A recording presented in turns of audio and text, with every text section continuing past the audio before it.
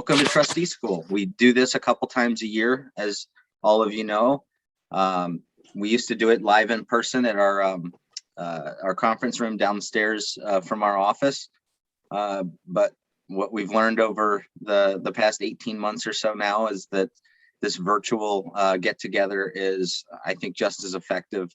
I love to see people's faces. I can't stand looking at my own when we're doing Zoom, but I'm glad you're all here and from the comfort of your own home. So Trustee School, what is it? We're gonna talk about basically everything that we talk about when we meet with our clients in that first initial meeting, that first consultation, where we're describing the differences between the various special needs trusts, and we're talking about benefits, Medicaid, Medicare, Social Security, SSI, SSDI, and how all that interact.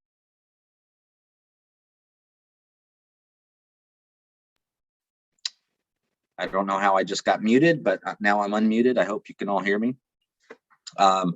So let's jump right in. Just to let you all know, I'm probably going to call for like a quick bathroom break at some point within 45 minutes to an hour.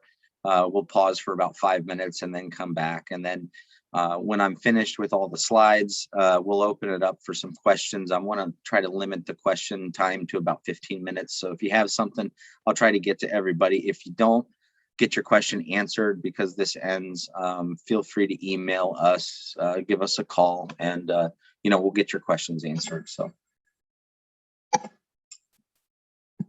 all right, there we go. So here's our goal today. We're going to review all of the basics of government benefits. We're going to explore the relationship between all these government benefits and trust administration, sort of why we have the special needs trust, what they do.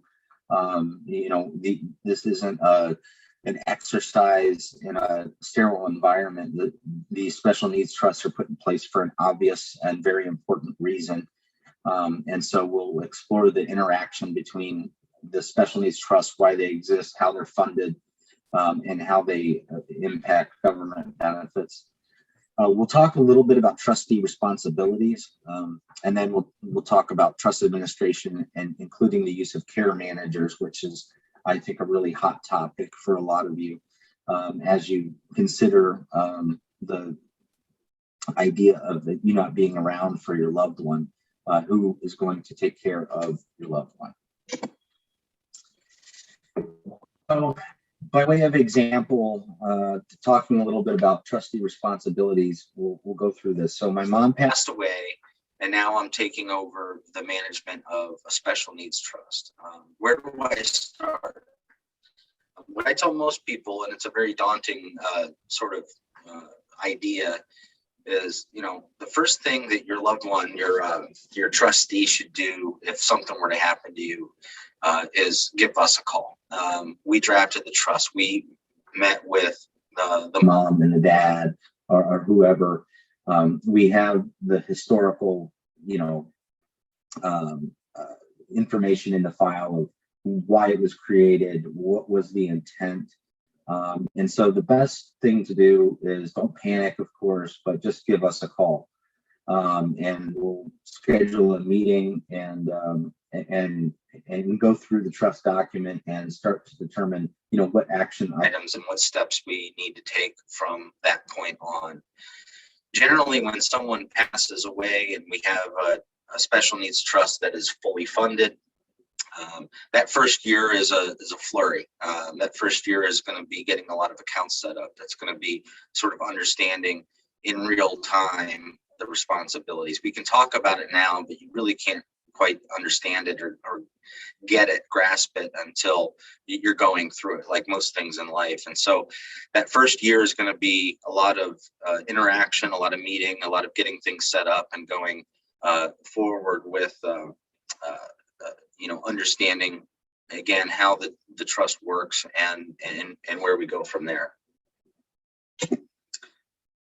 So a trustee has what are called fiduciary obligations. What does fiduciary mean? That means that a person is acting in in a role that is responsible for another person, whether you're a guardian or an executor of a will or a power of attorney or a trustee. You're a fiduciary, meaning you have a heightened duty, a little bit more of a duty to good faith, and a heightened duty of loyalty to the one that you're supposed to sort of protect, and the money that you're supposed to protect. And a trustee has the responsibility of sort of marshaling all of the assets and then investing those assets. And so whether you're with an Edward Jones or a Fidelity, or you're sort of doing it on your own, you do have the responsibility to be a prudent investor. That's actually a statutory standard that Ohio has in place. It's called the Uniform Prudent Investors Act. And what it really means is that you just need to observe and follow the basic rules of investing. Diversification, not putting everything in too much of risky investments.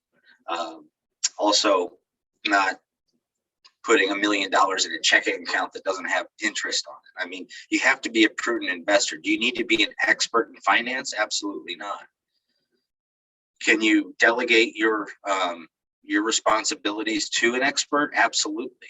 And that's again why you have the ability to hire experts, financial advisors, investment advisors, and things like that.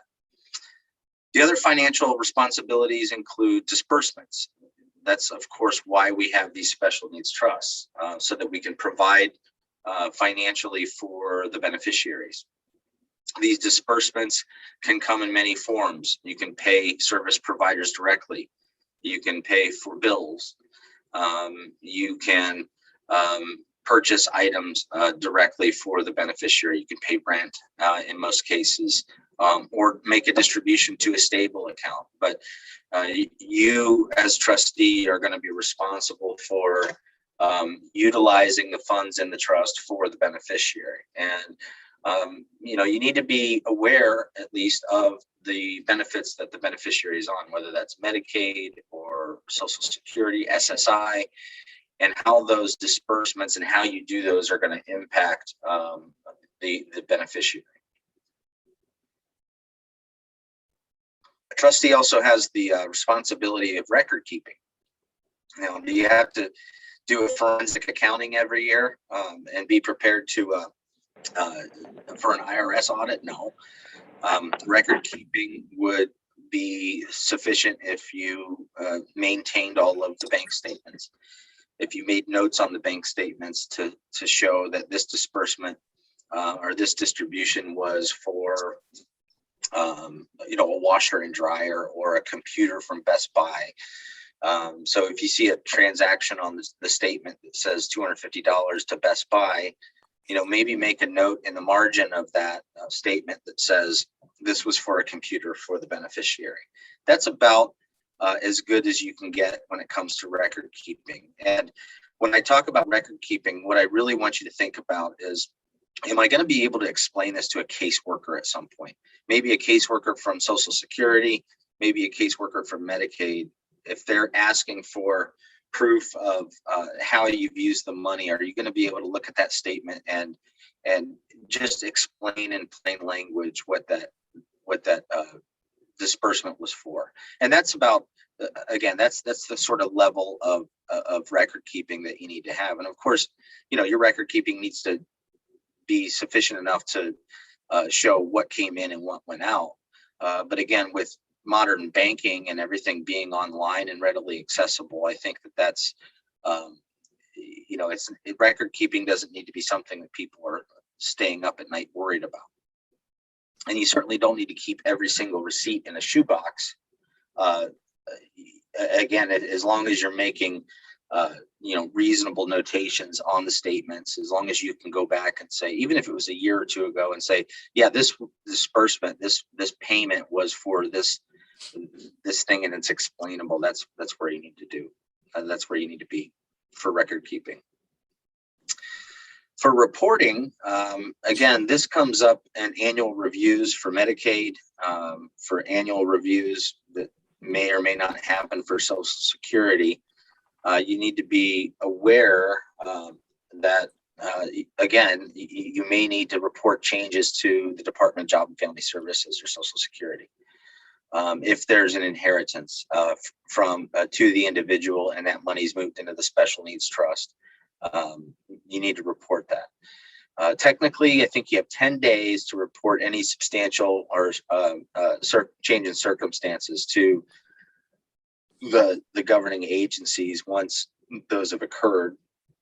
That 10-day requirement is somewhat loose in that it's your responsibility to initiate that report, unless you've gotten on a Medicaid renewal, for instance, they're asking for a report of all the financial transactions and things like that. So what you need to remember for reporting, I think, is just if there's a substantial change, know enough about the need and the responsibility and obligation to report that you may give us a call and say, hey, do we need to report this to Social Security, or do we need to report this to Medicaid?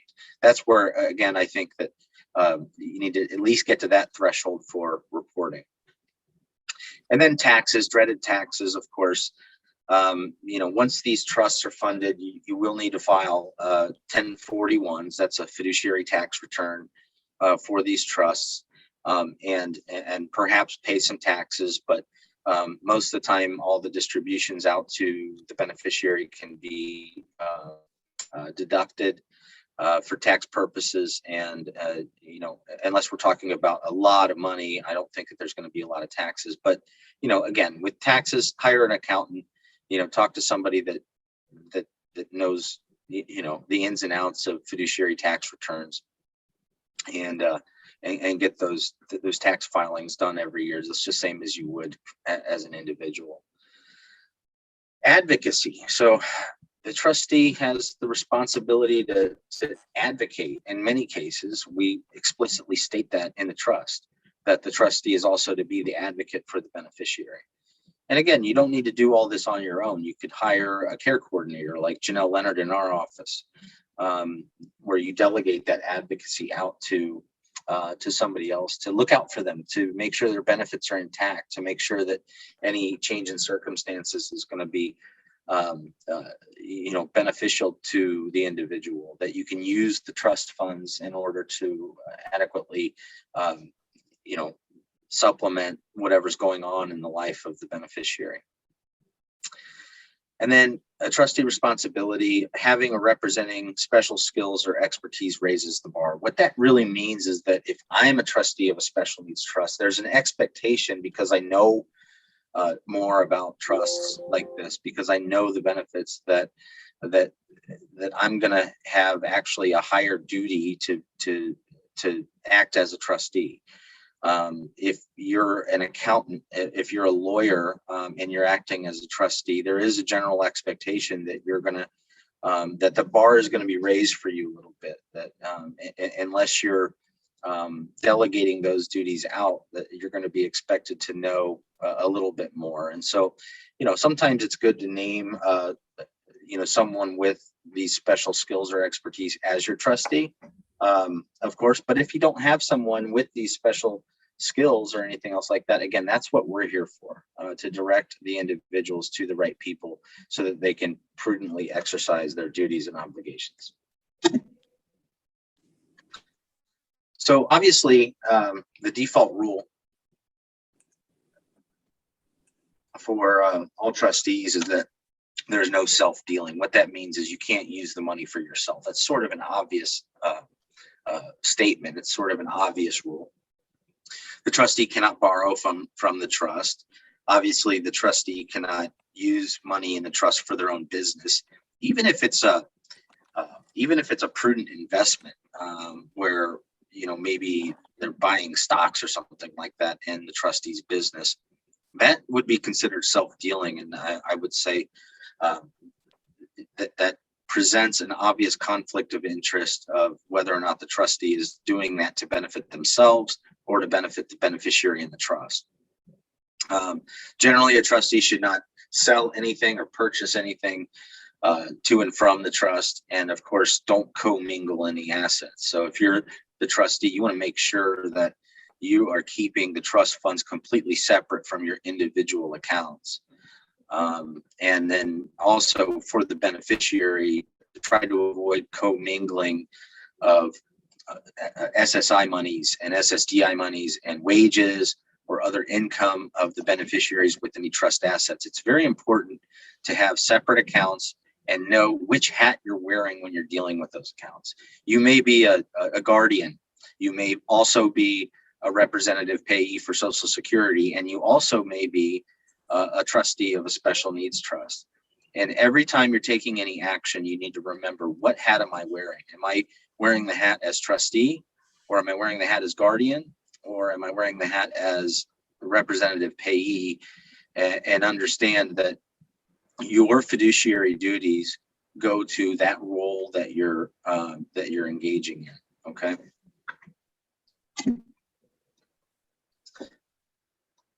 If you named co-trustees, those co-trustees may delegate duties amongst themselves. So a lot of times we have co-trustees of trusts to make it easier. Sometimes we have co-trustees of trust to add a little bit of accountability, so they, two people can look over these monies and they can hold each other accountable. But if the trust is drafted so that they can act independently, each one of the trustees can say, look, you're going to be in charge of this, I'm going to be in charge of that. You can delegate these duties amongst themselves. Trustees can also delegate duties to others, of course. And so, the perfect example would be an accountant. The trustee obviously has the duty to file taxes. If they can't do that themselves, which is very, very common that they can't do that themselves, they'll hire an accountant, and they'll delegate that duty to an accountant that has the skill and the care and can exercise the caution that is necessary to file the taxes. And so your responsibility as a trustee in choosing an accountant is, again, to make sure that you're choosing someone that knows what they're doing, or talking to an attorney that knows what they're doing about, when it comes to special needs issues like Medicaid, SSI, and trust administration. And then, of course, you're responsible for reviewing that person's performance to make sure that they are doing what you hired them to do, what they're supposed to do. And so, again, you can delegate these things to other people. And your loved ones that you've named as trustees after you're gone are not expected to do all this on their own, and they're not expected to learn everything on their own. That's not the way it works. There's no such thing as a perfect trustee. But they just do need to know that they ultimately are in charge of this. They need to hold people accountable. I mentioned this earlier. The Ohio Prudent Investor Rule is a statute. It's a law in Ohio that says that a trustee or a fiduciary that's handling money for another person must follow sort of these basic tenets of investment, modern portfolio theory, which basically talks about diversification. Diversification is required unless the purposes of the trust are better served otherwise, or there's an agreement amongst the beneficiaries that that diversification doesn't make any sense. And that might be in the case where a trust is solely going to own real estate or something like that. That's still a prudent investment if you're only invested in real estate, and there are no other funds to basically be diversified. Again, you can delegate these duties to an investment advisor, someone I hate to I'm not doing a plug for Edward Jones, but that's the first thing that comes to my mind. You can hire an investment advisor to take these assets and make them grow in a prudent way.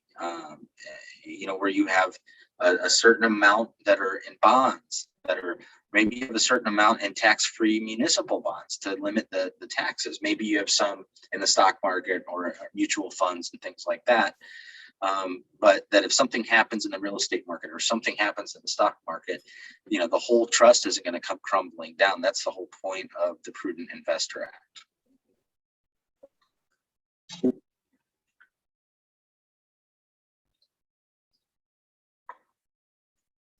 When we talk about reporting requirements, talked mostly earlier about reporting to the Department of Job and Family Services or to SSI, but we also have reporting requirements generally to the beneficiaries themselves or their surrogate, like a guardian or a parent or their lawyer, for instance. And it may just be a statement of trust assets and a list of income and distributions that have occurred over the past year. It may include tax returns if that's what the individual wants to see. If the trustee has been compensated above and beyond what is considered to be reasonable, you can ask for justification behind that extraordinary trustee compensation.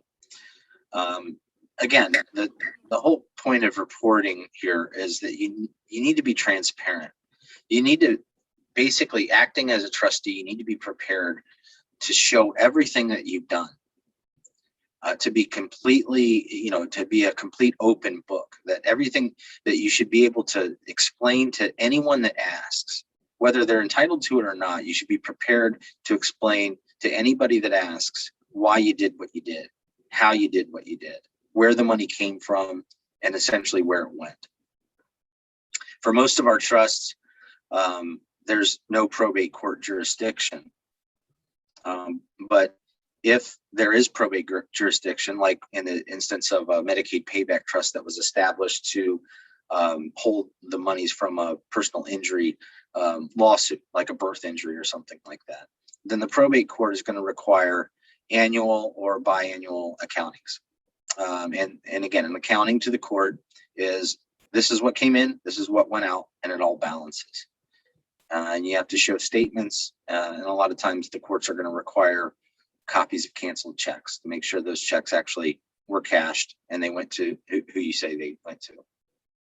And again, I talked about reporting to benefit agencies, and that is generally whenever they request it, or through these annual redeterminations. Now, technically, SSI should do a review every year.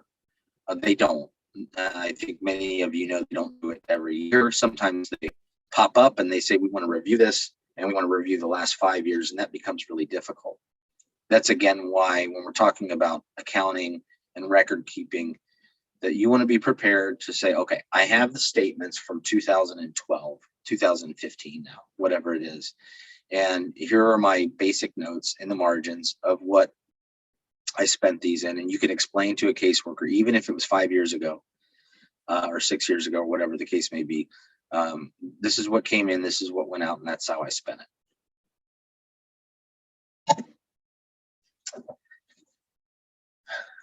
Trustee compensation comes up a lot when we initially draft the trust. We have in our trust, many of you probably already know, that a trustee can be compensated according to what is reasonable or the court computation for trustees' fees. And so it's $12 per thousand of the first $1 million. It's $7.50 per thousand of the next $2 million. And then you can see, I'm not going to read this to you. Now, that's a lot of money, right? And most of the time, honestly, I would say that if your son or daughter is going to be the trustee of a trust for your other son or daughter who has a disability, that they're likely going to waive the compensation. Again, in that first year, they might take some compensation because the work that is required to get everything done justifies that. But generally speaking, I would say families, I see trustees that are family members and they're not taking compensation as a matter of choice, as a matter of sort of moral duty of what they want to do and what they're dealing with. I think a common, not misconception, but maybe something that people don't understand is when you set up a trust and once it's funded, there's no like annual attorney fees. There's no like cost to maintain a trust. I get that question a lot. How much is this going to cost to maintain over the, every year? And again, besides taxes and besides the actual trustee compensation, if they choose to take it, anything that you pay, like our firm, is going to be, pursuant to work that we actually did for you. whether that's advising the trustee or anything else like that. But there's nothing set, like there's no administration fee if you choose a private trustee.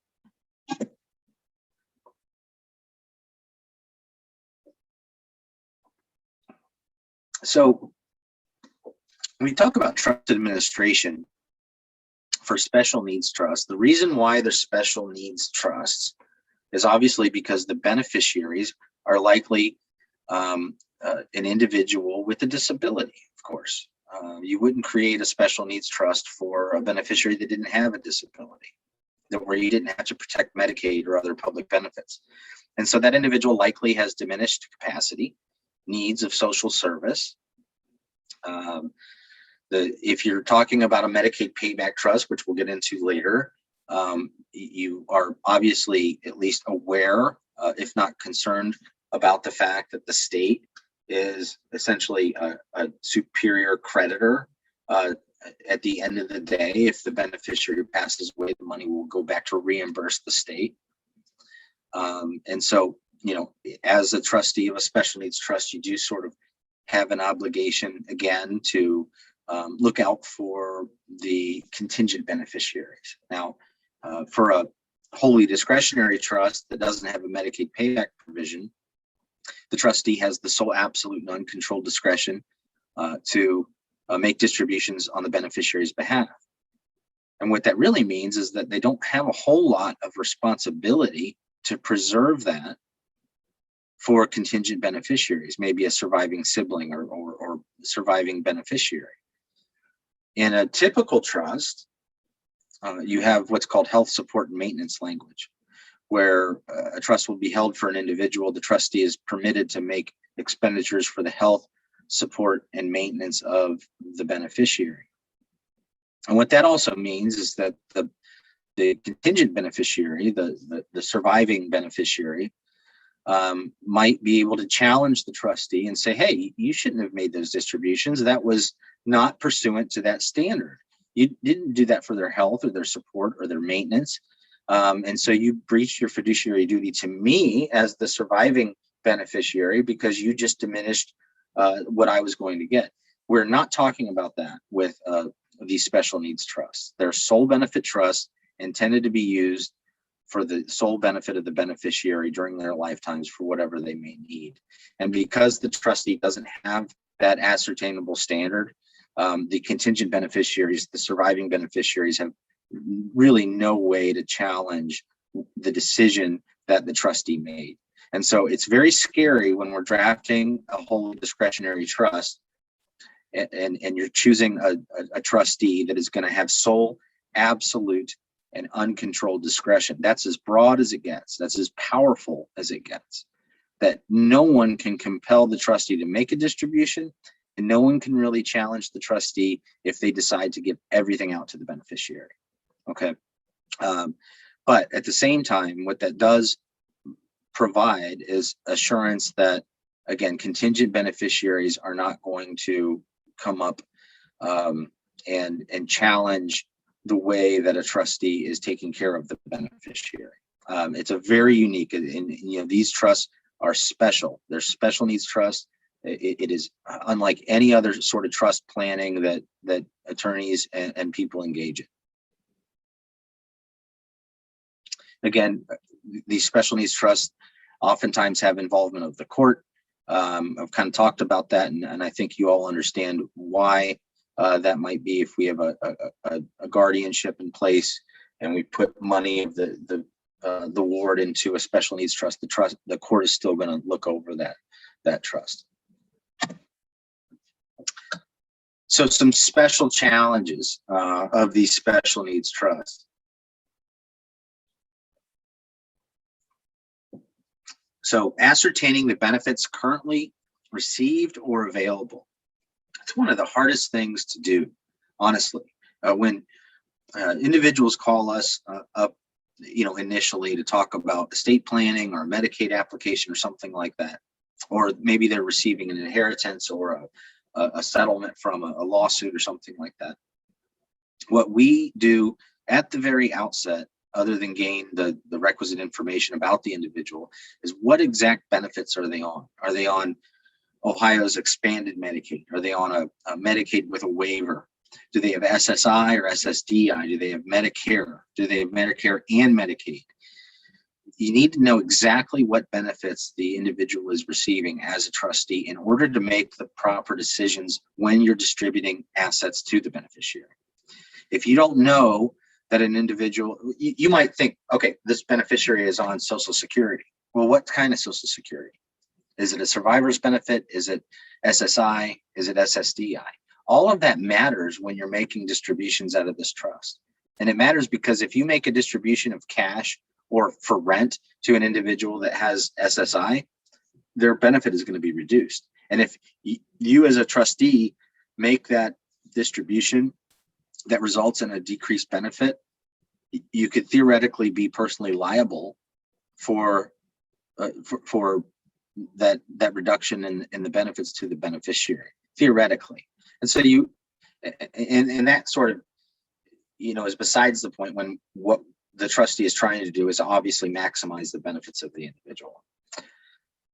Another special challenge is obviously obtaining the proper care for the beneficiaries. You can have all the money in the world in a trust, but if you can't find the people to take care of the beneficiary, to do that properly. And it's become harder and harder, especially over this pandemic, to find good, reliable individuals, even ones that are not Medicaid certified, to take care of our loved ones. And there's obvious reasons for that I don't think I need to go into with respect to COVID and what's gone on.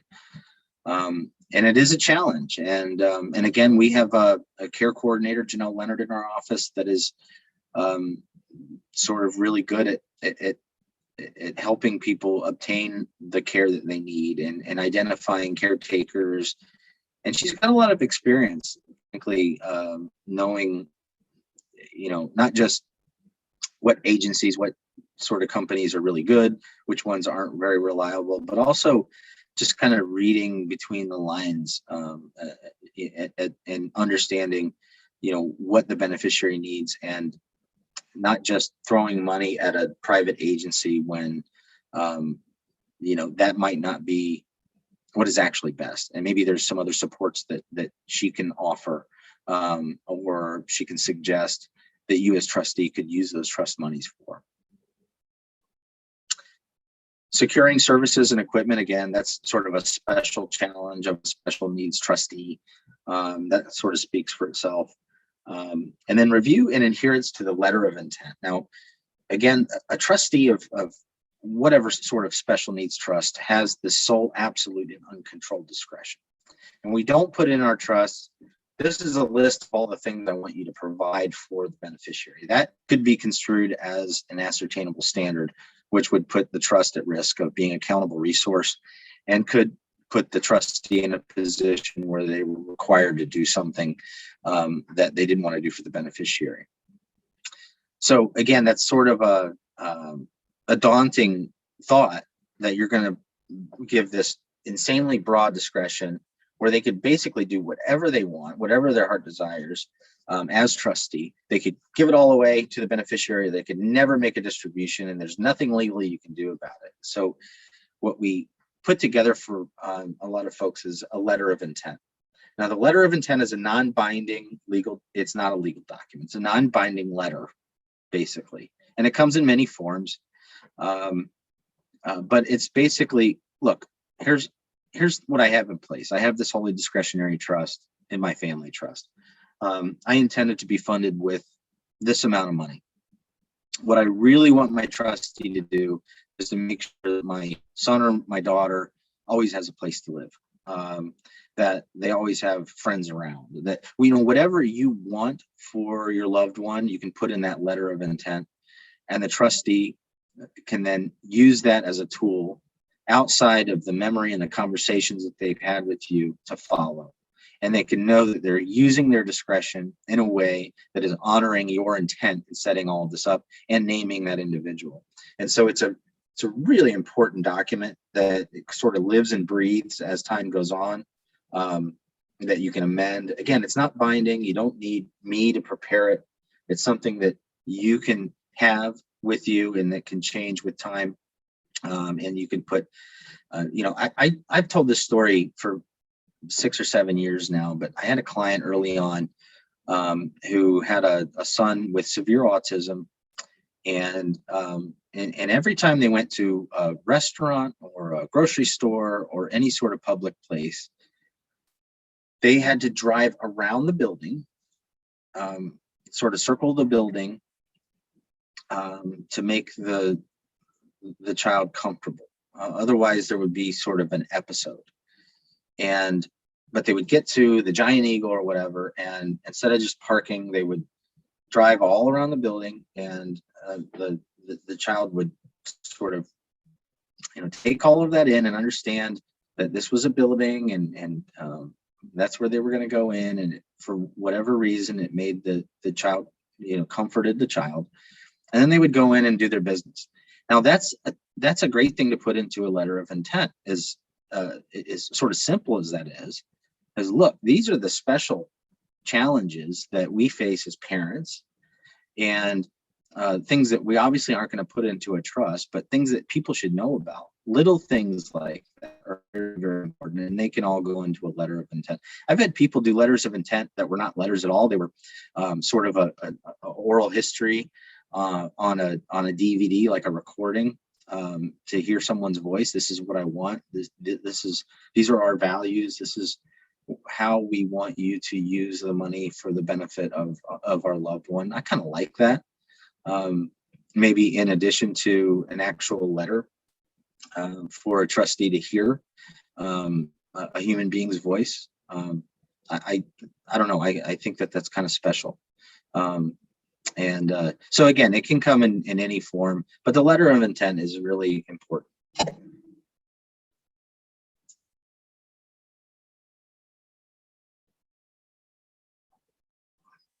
All right, so trust administration basic disbursement rules. So if a trust beneficiary is receiving needs-based benefits like Medicaid or SSI, payments made directly to providers of goods or services is the default.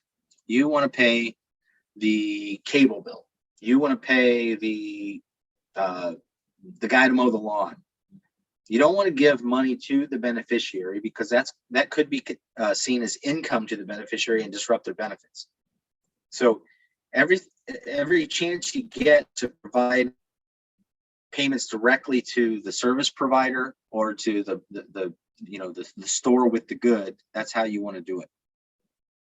You should never give cash to the beneficiary, and particularly if the individual is on SSI, you should never pay for food or for shelter like rent.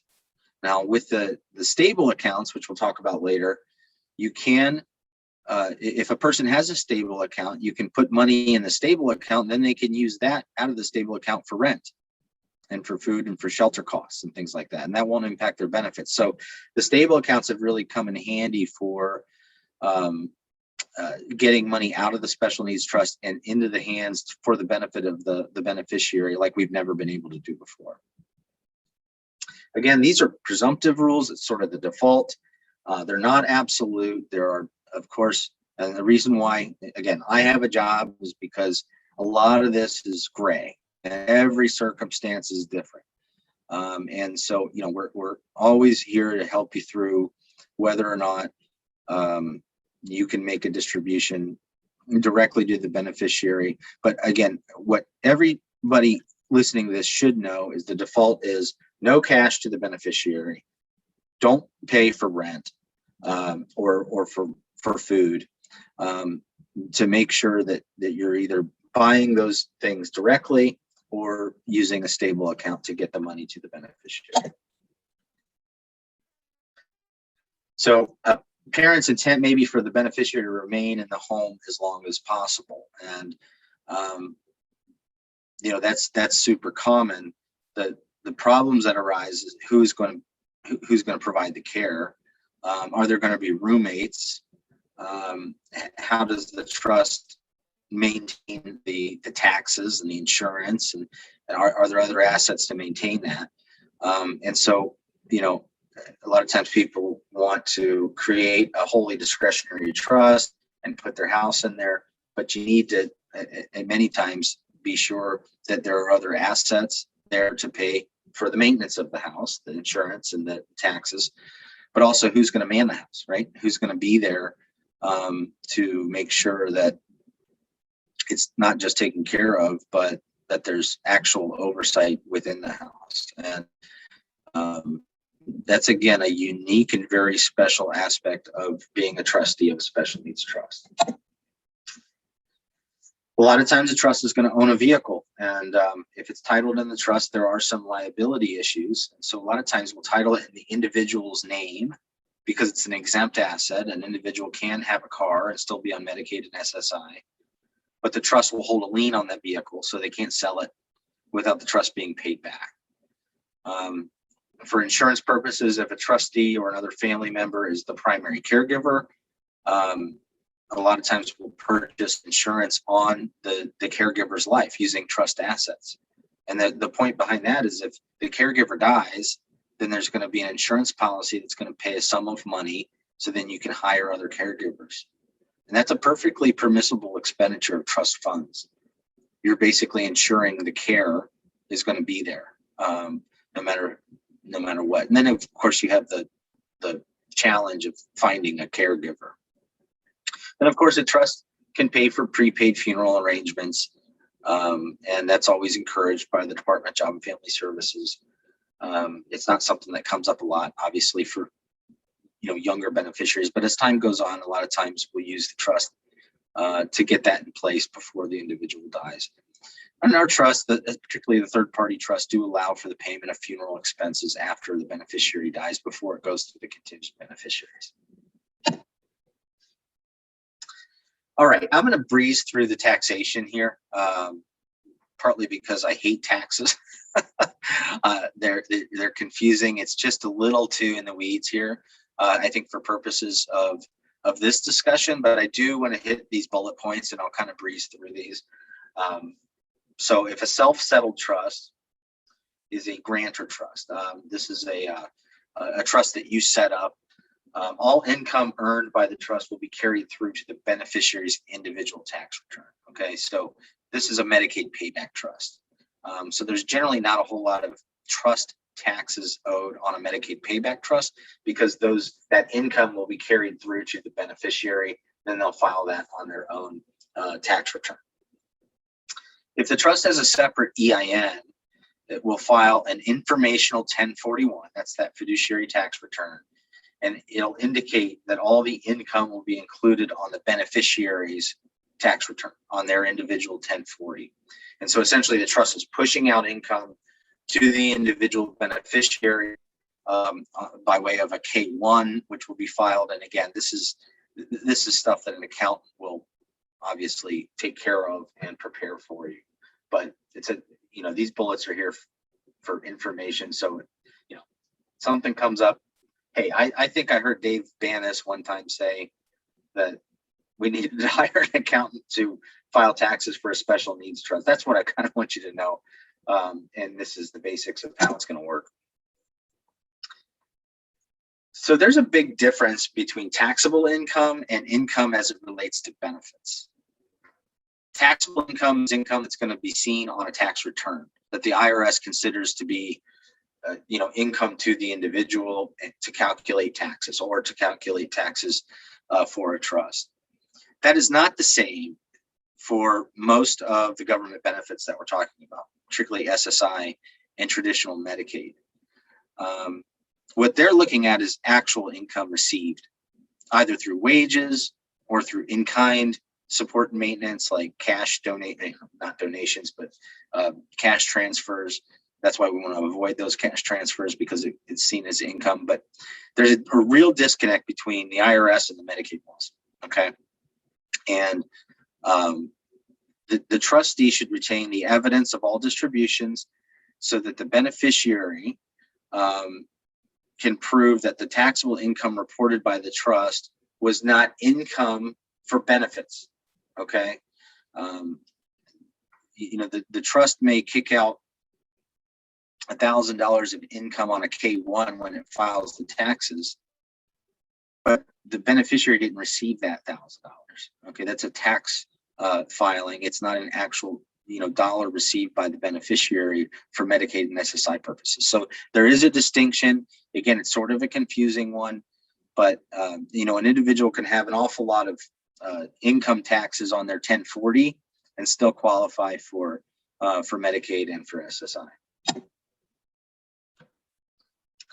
So for third-party trusts, which are these discretionary trusts that you might set up in your own estate plan to be funded after you pass away, there will be an EIN for these, and you will need to file the 1041.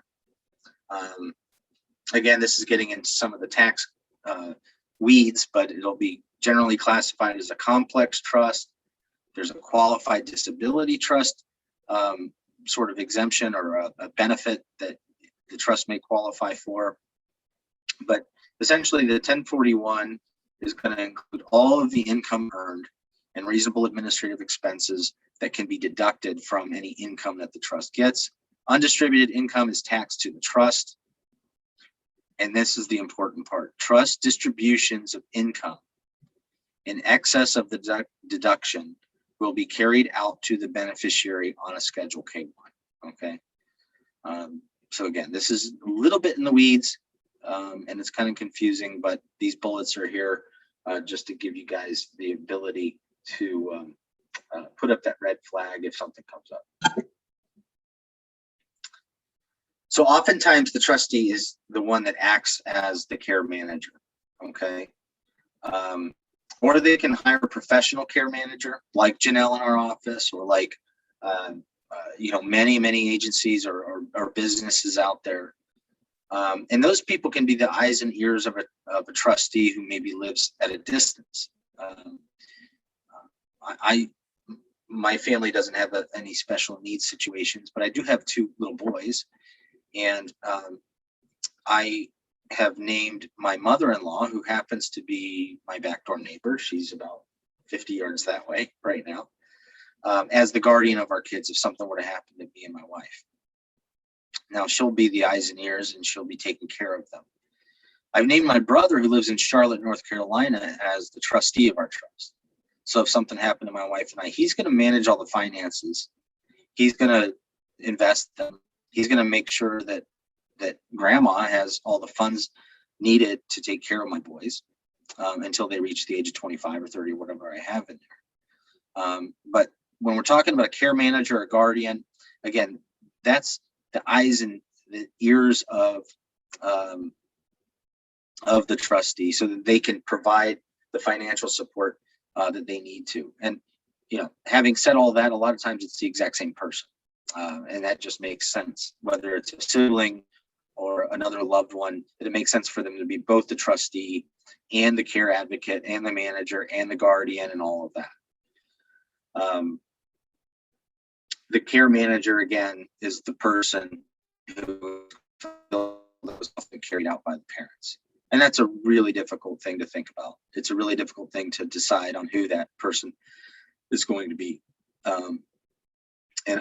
Sometimes it's natural. It's an adult sibling or another family member, and sometimes that just doesn't exist. And again, that's when a trustee may have to turn to a sort of professional care manager in those circumstances.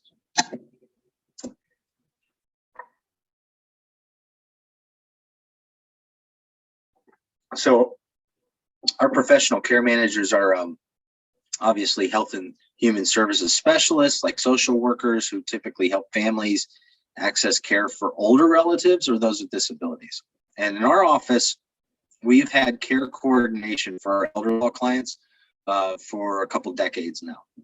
It's kind of a unique offering for a law firm that we've had a social worker. But what we've seen as our special needs clients and families have aged, as our parents become elderly themselves and they can no longer take care of their adult disabled children, that our care coordination, our advocate like Janelle in our office today, have been doing much more work for our disabled clients. And again, they act as a guide and an advocate. They can identify problems about getting services or benefits. They can offer solutions, and most of the time in consultation with me or Ethan or George or Janet or Elena. But we also want to really encourage as much independence as possible according to the circumstances. And a lot of times we have beneficiaries who just need someone to talk to, honestly, to say, hey, I need this or I need that, or this isn't going well for me. And Janelle can be sort of a sounding board to say, okay, let me contact the trustee and let them know that you need this problem solved. And a lot of times the beneficiaries feel very happy and comfortable to know that they have sort of a personal advocate, someone that's really looking out for them, and they can have a relationship with her.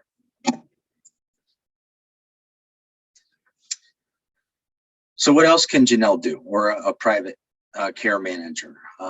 They can assist with and monitor government benefits, help to handle the annual review and the redetermination for Medicaid. The care manager can make regular visits to the beneficiary, whether that be monthly or quarterly, just to make sure that everything's going okay, and give them someone to bounce ideas and problems off of, things like that. Of course, they can recommend appropriate disbursements from the trust. That's sort of the natural flow of how that would go. The care manager goes out and visits. They realize that they need an air conditioner in their bedroom or something like that. The care manager then calls the trustee and says, hey, look, they really need an air conditioner. Can we get that for them? Care manager can recommend placement and providers, evaluate the adequacy and the quality of existing placement, their existing arrangements, the existing services that they're getting, if they're not up to par, if they're not doing well, if they're not showing up. Again, the care manager can be there to advocate for the beneficiary, talk to the trustee, maybe get us involved if we need to find a new Medicaid provider. And then the care manager can prepare an annual care plan for the trustee. Say, look, over the next year, here's what we anticipate beneficiary is going to need. This is how much it's going to cost. This is what I need from you. And this is, again, how we're going to carry out the intent of, mom and dad who are no longer around to benefit the beneficiary. So here's Janelle. I've talked a lot about her. Encourage all of you to honestly, if you're interested at all in any of this care management, care advocacy, to meet Janelle, maybe have Janelle meet your loved one, to even just establish that relationship. Again, trust resources can be used to pay for her services. It's obviously less expensive than my hourly rate. And again, she's a real coordinator. She can talk to the Medicaid agencies. She can talk to Social Security caseworkers. She can also talk to the actual service providers and the trustee, and she can sort of bring everybody together. And I can't tell you what a valuable asset she is.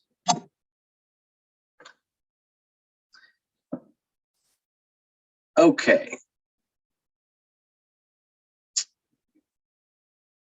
I'm gonna carry on for a little bit until we get to some of the special needs trusts, and then we'll take a quick break. But we talk about reporting requirements to the benefit agencies. If a beneficiary is on SSI, and again, this is why it's so important to understand exactly what benefits an individual is receiving. If they're on SSI or Medicaid, you may need to report the following: when the trust is funded, and when the beneficiary is entitled to any distributions, when countable distributions are made. You may need to provide a full accounting of trust assets and income and disbursements if they ask for it. So you need to be ready for that. And when the beneficiary shows income from the trust on their tax return. Now, I know I said earlier that income taxes on a tax return are not necessarily income for Medicaid and SSI, but they still want to know what their taxable income is. And if you're on something like the expanded Medicaid, that adjusted gross income really matters at that point. So again, it's vitally important for every trustee to know exactly what benefits the beneficiary is receiving and be prepared to report some of these things either upon request or when substantial circumstances change. So for Social Security, if a beneficiary's living arrangements change, you must report that to Social Security within 10 days. A change in their income, so increased wages or in-kind support and maintenance, essentially directly from the trust, you need to report those to Social Security. You do not need to report distributions that are not income. And again, we can help you in determining which distributions would be income and which aren't.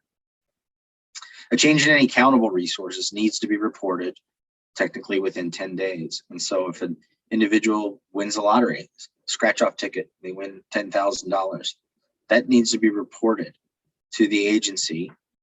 And if that money is then moved into a special needs trust or a stable account, that also needs to be reported. You need to show, hey, they got this extra money. It caused them to be technically ineligible for SSI benefits. But that was rectified by putting it into a stable account, or it was rectified by transferring it to the Medicaid Payback Trust.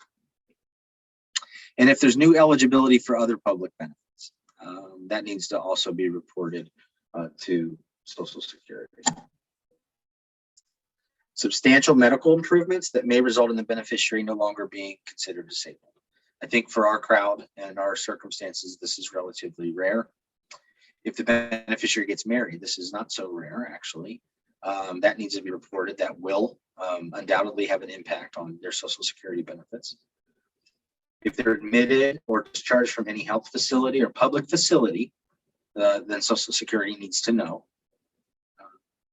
And this always sort of struck me as odd, but any intended trip outside of the United States. So if you leave the United States, you're not technically eligible to receive SSI. So if they're going abroad, you need to report that to Social Security. If Social Security or the Department of Job and Family Services for Medicaid notifies the beneficiary that it intends to reduce or eliminate the benefits, you should appeal immediately. Because if you appeal immediately within 10 days of the receipt of the notice, then the benefits will stay intact during the pendency of the appeal. So that's really important. As soon as you get something that's negative, appeal it immediately.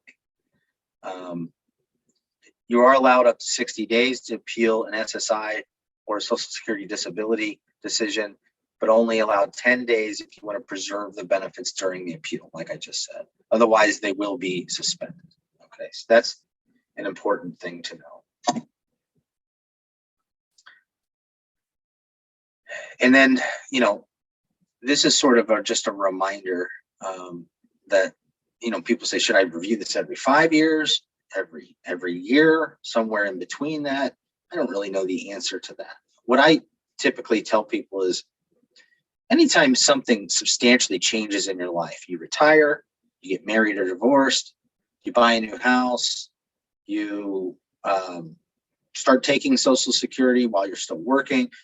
If anything changes, then that's a good time to review the estate plan that you've already got in place and make sure that all your assets are still titled correctly, your beneficiary designations are correct, to update trustees if your trustee moves away, if someone new has come into your life that may be a better trustee, if your son or daughter or your loved one with the disability went from SSI to SSDI and from Medicaid to Medicare, that would be a good time to update or at least to review your estate plan. If there's other changes in your economic situation, more money, less money, basically any substantial changes.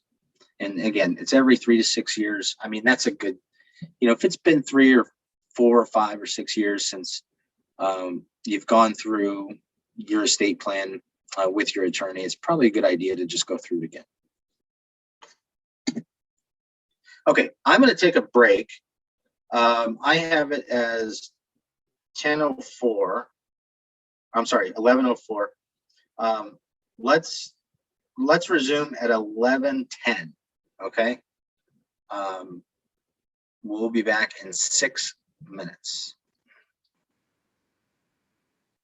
And so we're recording again. Now we're going to get into sort of the details of disability, Medicaid, SSI, and these various trust and stable accounts. And so I'm going to try not to go too fast, but a lot of this stuff is going to be review. We could talk about this at length, each one of these slides going forward. I know there's going to be a lot of questions and things like that. But, you know, really, I just want to get these things on everybody's radar so that you kind of know what you're dealing with. And so the first thing we'll start with is the definition of disability.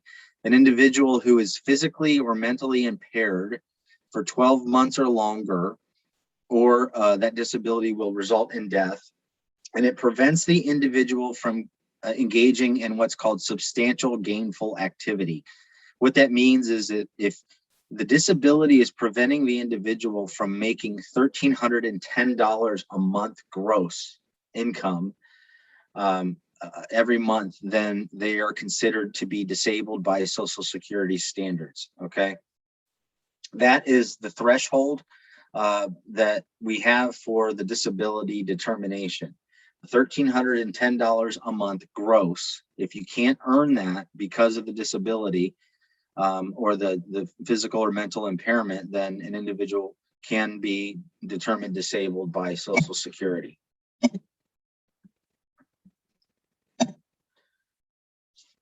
If you're disabled according to Social Security's definition, your SSDI will start 5 months after the disability determination. And then Medicare will kick in 2 years after you get your first SSDI check in the mail, okay? And again, Medicare is not means tested like Medicaid. And so this is an important thing to know, that if you're on SSDI, which is also not means tested, then you can also get Medicare. That doesn't mean that we're not still concerned about Medicaid. We still have a need for the special needs trust, because most people who are on Medicare and disabled will also have Medicaid. It is dependent, Social Security disability is dependent on prior earnings and payment of Social Security taxes. So you have to accrue enough covered work quarters to qualify. And again, you can apply at socialsecurity.gov if that's, you know, if you find yourselves in that circumstance. Now, if an individual is disabled, but they haven't paid into Social Security, they haven't worked, they don't have the requisite amount of quarters and things like that, which is very, very common with our clients, then an individual can still be considered a child with a disability for SSDI purposes based on their parents' earning history, as long as the child was disabled prior to the age of 22. And that occurs when the parent either retires and starts drawing their own Social Security, become disabled themselves, or they become deceased. And again, it's not means tested, and that age 22 is critically important for determining whether or not an individual will be eligible for disabled adult child benefits. Now, SSI and Medicaid is completely different, as you know. You still need to be disabled according to Social Security's definition, that substantial gainful activity rule, but it is means tested, meaning you can't have more than $2,000 in countable resources, and you need to be concerned about the income, and you need to apply for it. It's not an automatic thing. So you need to apply for SSI and, of course, for Medicaid. If you qualify for even $1 of SSI benefits, you automatically are eligible for Medicaid in Ohio. Oh, questions. We'll save these questions for later. All right, now income versus resources. It's a very common question. What's income and what's resources? So the receipt of assets is income in the month it is received. So if an individual receives $1,000 as a gift from grandma, that's going to be considered income for Social Security purposes in the month it's received. If they retain that $1,000 into the next month, then it's going to be counted as a resource, sort of like you've saved that money, okay? Again, the 10-day reporting requirement is still applicable here. And the examples of this, again, are wages, inheritance, bank account interest, anything that an individual can receive. Again, when they receive it, it'll be considered income. If they hold it over into the next month, it's considered a resource.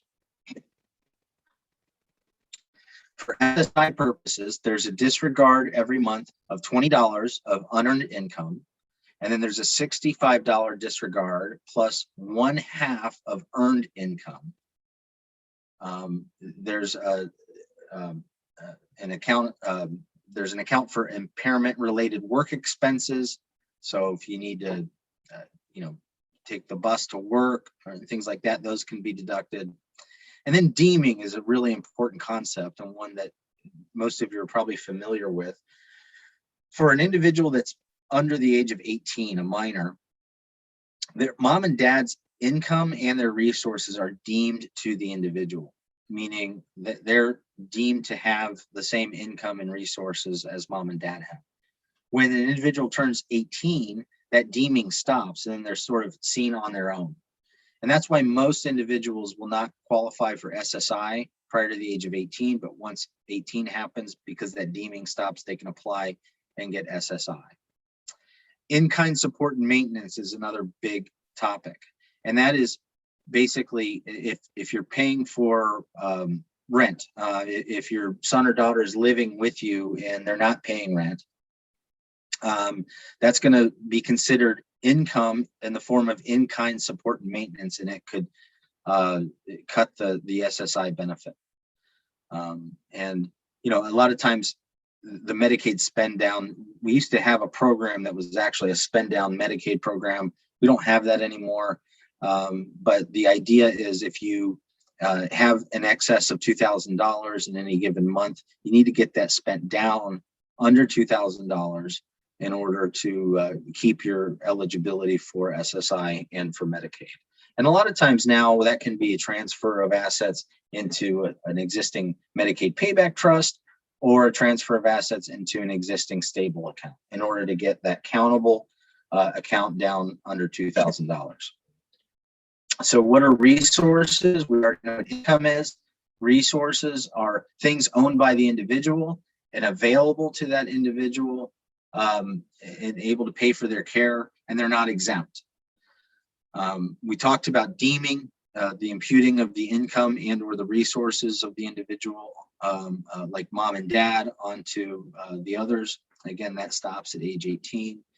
And again, this commonly occurs when there's a minor child with a disability living in parents' home. That's why we don't have Medicaid and SSI eligibility for minors usually.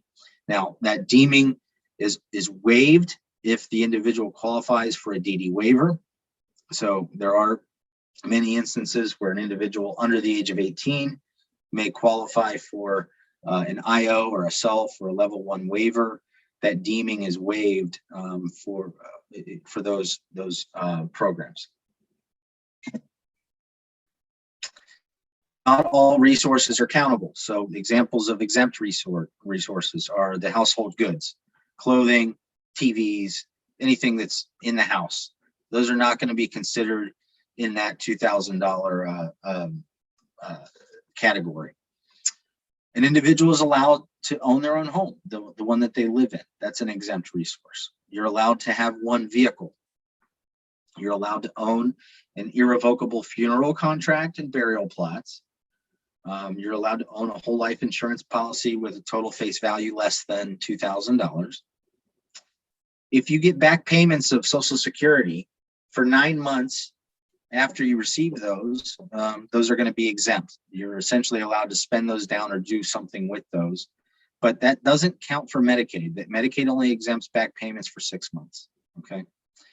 And then, of course, the big exempt assets are the special needs and the pooled trusts and the discretionary trusts. Any assets in those properly drafted trusts are not going to count for Medicaid and SSI purposes. SSI is the federal income program for persons with a disability who do not have Social Security coverage. They either haven't paid the requisite amount in Social Security taxes, they don't have requisite work coverage in quarters. And SSI is intended to pay for the beneficiary's food and shelter. It's $794, I think, this year. It's not a lot of money. And again, that is intended to pay for rent and for food. So food and shelter. And if you're receiving food and shelter from another source, your benefit's going to come down. It's administered by the Social Security Administration, of course. You can apply in person, not recently, actually, of course, and you obviously need to apply online now. But it is means tested. We've talked about this, and of course, you can't have more than $2,000 in countable resources, and your income must be low. And again, we talked about those disregards. If you do have income, your SSI benefit could be reduced. Most of you are aware of representative payee status, representative payee being the person that is designated to actually receive on the bank account those funds every month. And then you're expected to use those funds for the beneficiary's best interest, and you'll need to report that on an annual basis. It's not a very complicated sort of accounting and report. And then there's Medicaid. Now, Medicaid is sort of catastrophic health insurance. It's the health insurance, home health aides, prescription drug coverage, DME, durable medical equipment, and it's administered by the 88 different departments of Job and Family Services in the state of Ohio in each county. Like SSI, it's means tested. It has basically the exact same eligibility rules. You can't have more than $2,000 in countable assets. And income, again, it's $794. You'll notice that's the SSI amount. So if you have more than that, you wouldn't qualify unless you're in a nursing home Medicaid or waiver. There's some other rules for that. Or perhaps even the Medicaid buy-in for workers with disabilities program. The Medicaid waivers are services to assist a person who requires a certain level of care to reside in the community. There's the IO waiver, the individual options waiver, level 1, the home care waiver, assisted living waiver, and then passport is another type of waiver. Passport is for individuals who are elderly, who can receive Medicaid services in the home or in the community because they meet a certain level of care. The income limit for the waivers is 300% of SSI, and so it's $2,382. If you make more money than that, you can utilize what's called a qualified income trust, where your income goes into this trust and then it's spent out of that. It's really sort of a shell game, to be perfectly honest, but there are ways to still qualify for a waiver if your income is over that special income limit.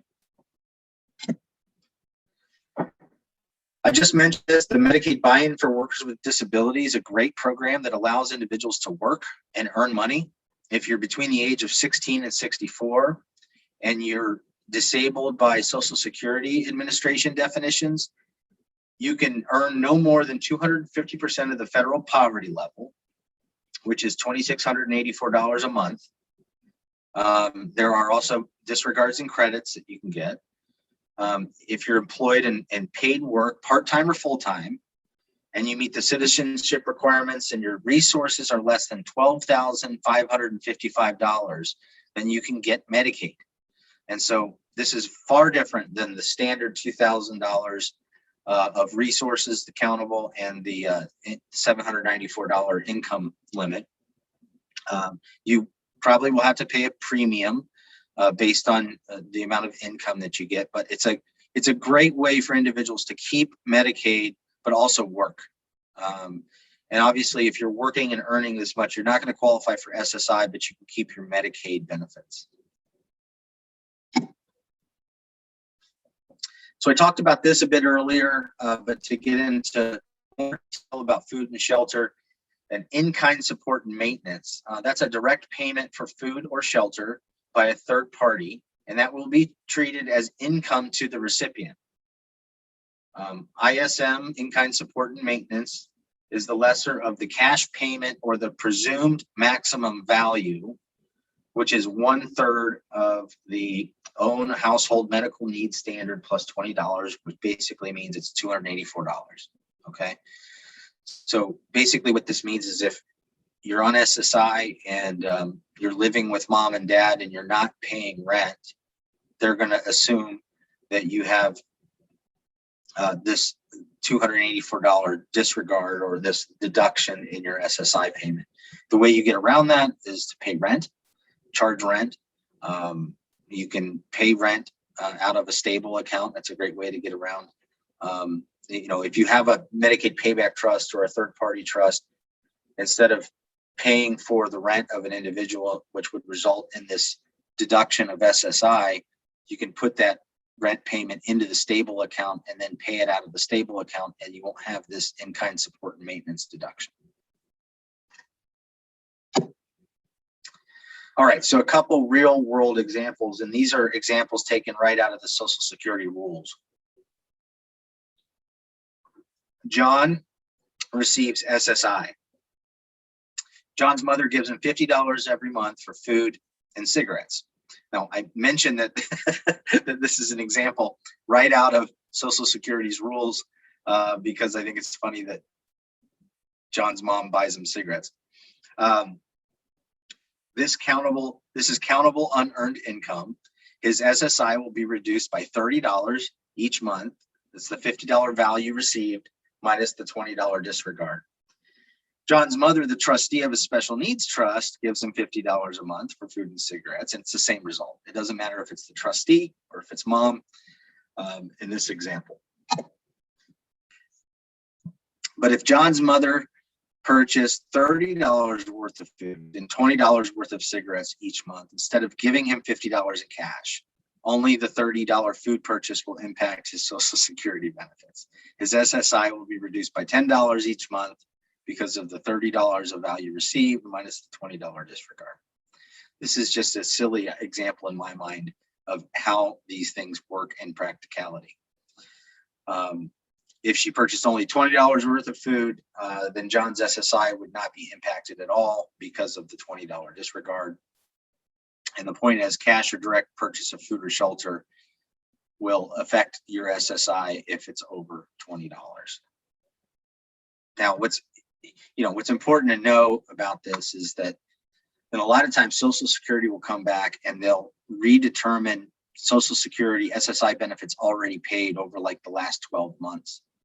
And if they see through bank statements that you were overpaid, then they'll issue an overpayment letter. And they'll basically say, you were overpaid, $1,000 last year, mail us a check for $1,000.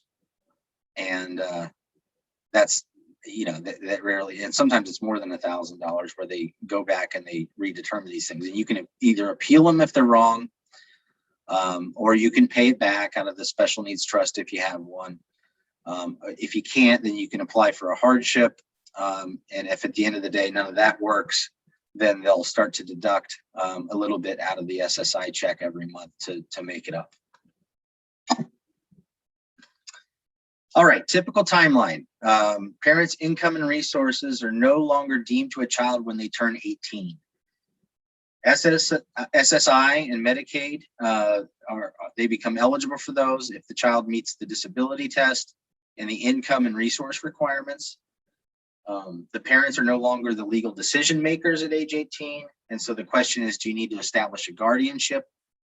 If you think that the individual child can sign powers of attorney instead, maybe you get those in place as an alternative to a guardianship. And again, you need to pay attention to payment of food and shelter by a parent, even if that means that things are obviously remaining the same and child is living in mom and dad's home.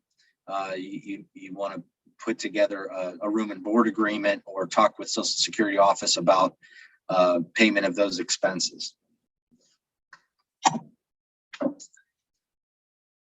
When a parent retires, if that child has been determined disabled prior to the age of 22, that child will receive SSDI, Social Security Disability Insurance, which would be 1/2 of the parent's benefits. So if the parent receives $1,500 a month in Social Security retirement benefits, the child, having been disabled prior to the age of 22, will get SSDI at $750 a month. And then 2 years after that, they'll get their Medicare eligibility. All right, so now we get into the types of trusts that we deal with. There are generally two types of special needs trusts that we deal with. There's a third-party discretionary trust, which is essentially a trust set up by mom, dad, or any other person for that matter, a third party. And then there's a self-settled special needs trust, and that's a Medicaid Payback trust. For the most part, administration of these trusts are the same. They're both essentially wholly discretionary trusts, where the trustee has the ability to provide at their sole, absolute, and uncontrolled discretion any distributions for the benefit of the beneficiary. But the Medicaid Payback Trust, the self-settled trust, is really only for assets that have belonged to the beneficiary. So it's either an inheritance or it's proceeds from a personal injury settlement or things like that. An individual who is entitled to benefits and also gets assets on their own, they can put those assets in a Medicaid Payback Trust, in a first party trust. But for mom and dad's money, for grandparents, for anybody else's money, we put them in third-party discretionary trusts, which are oftentimes a part of your revocable living trust while you're alive. Ohio's statute, the Medicaid trust statute, recognizes these. Again, they need to be funded with assets which have never belonged to the disabled beneficiary. We want to make sure that there's no provision in the trust for what I talked about earlier, the health, maintenance, education, welfare, general well-being. We don't want any of these ascertainable standards. The only standard is going to be sole, absolute, and uncontrolled discretion. The self-settled trust, again, this is a creature of the Medicaid statute. It is used for funds which the disabled person owns or is entitled to, which may be an inheritance, or again, proceeds from a litigation, a lawsuit, personal injury, child support.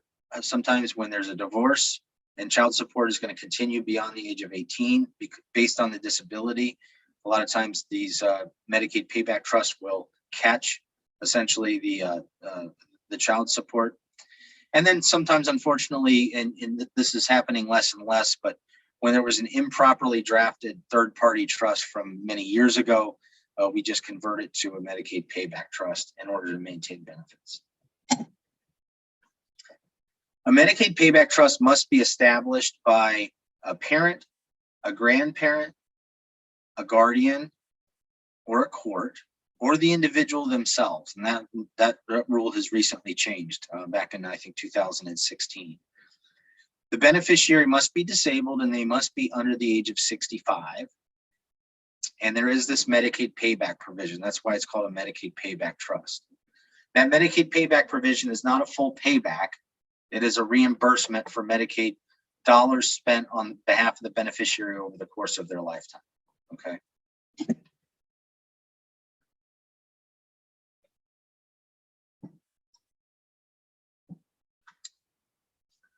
All right, so now we'll talk about the ABLE Act. The ABLE Act is what created these stable accounts in Ohio. It was originally a bill that was intended to eliminate the need for the Medicaid Payback Trusts and eliminate the need to hire someone like me in order to create these. There was originally no limitation on the beneficiary's age. You could put the yearly contribution equaled the total 529 cap. When this was originally introduced, it was going to cost $19 billion over 10 years. I don't even know what that means now. I tend to think it's all monopoly money anyway, but it was really expensive. And so they scaled it down significantly. They reduced the cost of $2 billion over 10 years, again, whatever that means.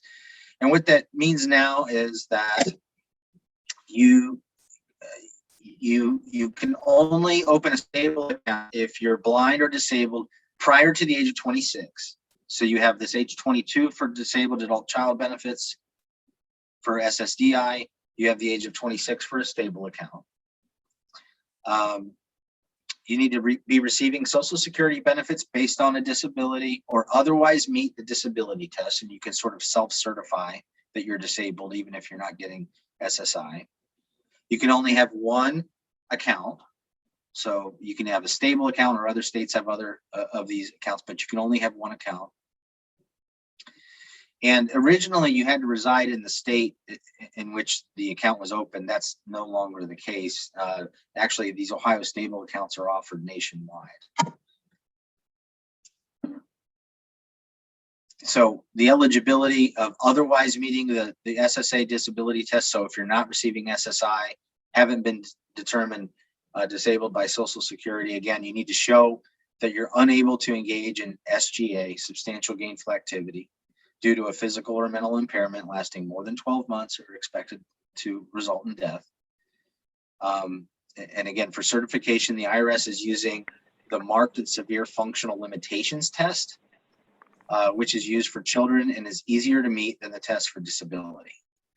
What's interesting about the stable account, the ABLE accounts, is the governing rules are set by the IRS. And I said earlier that the IRS rules and the Medicaid rules, they don't ever really agree. They're much different. The IRS obviously counts a lot more income than Medicaid and SSI. But the IRS, in making these rules, has actually made it a lot easier, I think, to qualify for being able to open a stable account and then all the distributions. It's an interesting thing. It's the only good thing the IRS has ever done, in my opinion.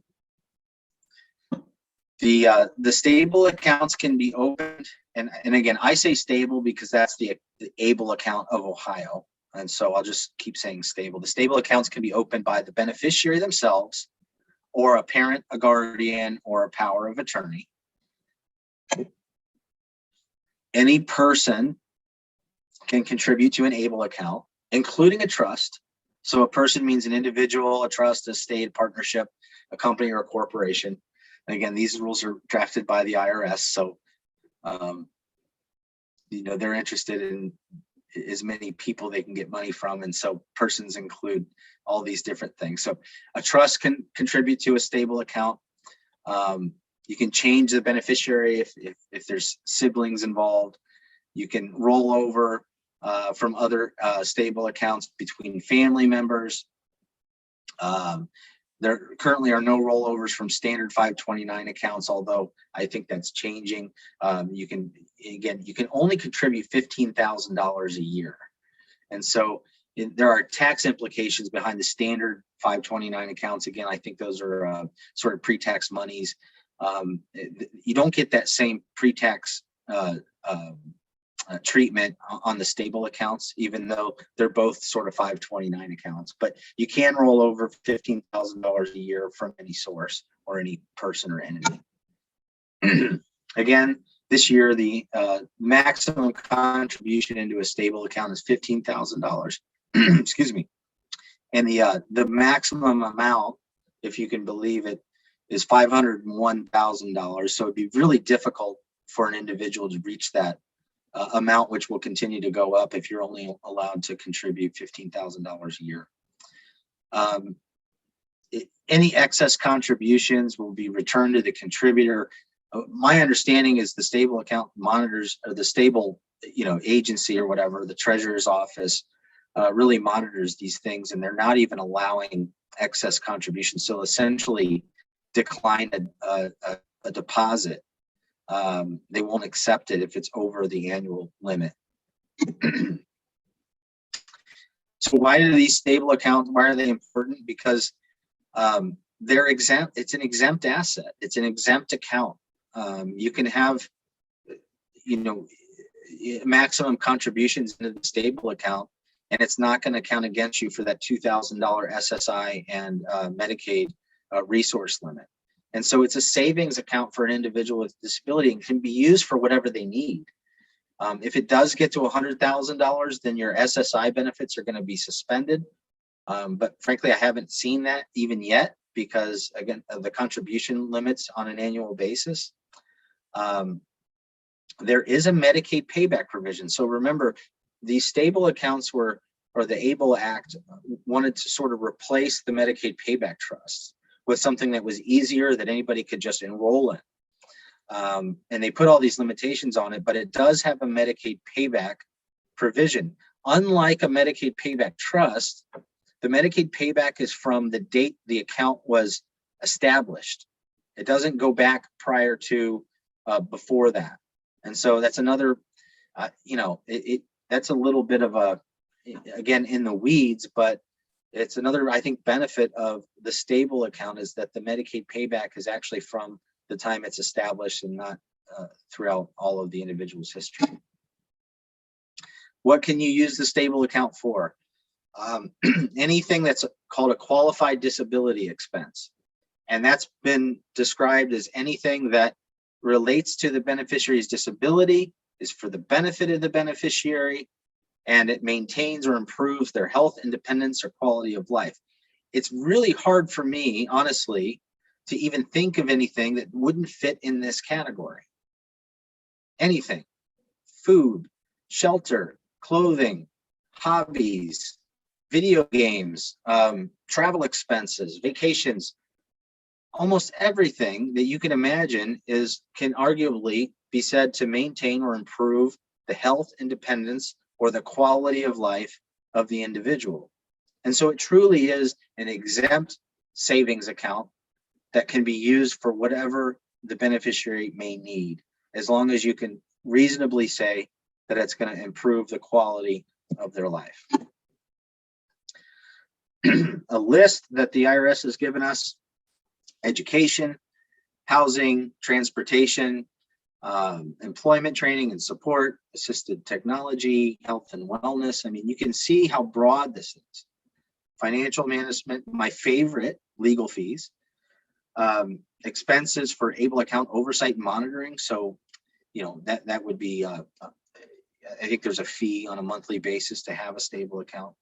Again, funeral and burial costs, basic living expenses. This list is exhaustive, really. This is just an example. But again, as long as you can show that it maintains or improves their quality of life, it's going to be considered a qualified disability expense.